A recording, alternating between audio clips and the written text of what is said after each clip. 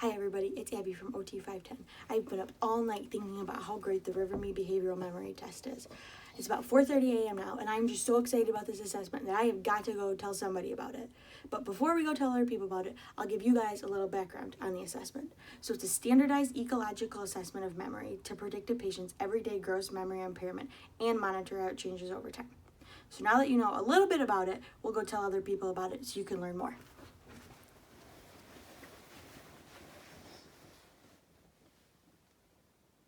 What are you doing?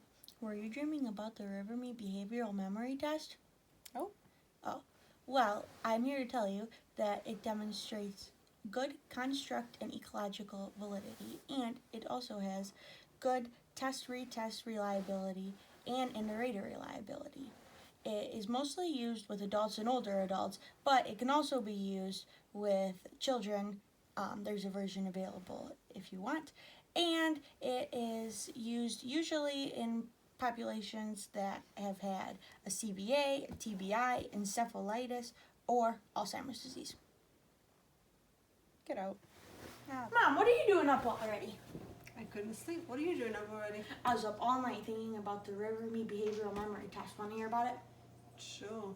Okay, so it's got 14 subtests, and they assess the person's visual, verbal, recall, recognition, and immediate and delayed recall for everyday memory.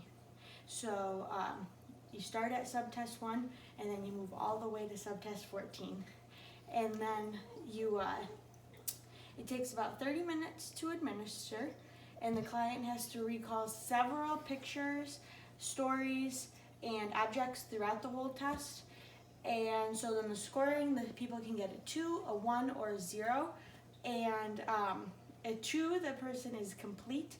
The 1 is borderline, and then a 0 is when there is it's abnormal. And then at the end, they get a general memory index to reflect their overall score. Mom? Guess I'll have to go wake somebody else up. Good morning! What do you want? I'm coming in! Oh, don't you want to know all the great ways OTs can use this test? No. Great. So the functional use and interpretation. OTs can use the scores to test to see what the person's delayed and immediate recall is.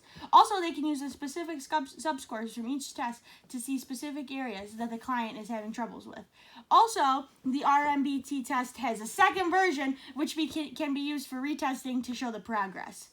Also, the OT domains evaluated are the process skills and body functions such as attention, memory, and thought. Isn't that exciting? Yeah. Great. You want to go back to sleep, don't you? Okay. Bye. Okay, so now that I woke everybody up in my house to tell them how great this assessment is, I've decided to go over to my dad's to wake him up to tell him how great the assessment is. Let's go see. Dad! What the screaming blue mosquitoes going on? Do you have a teddy bear? What? Never mind. I came over to tell you about the River-Me Behavioral Memory Test and some of the strengths and weaknesses. So, some of the strengths that I found is that there's a second version available so you can retest the patient. And the newest version has the ability to assess the person's ability to learn new things.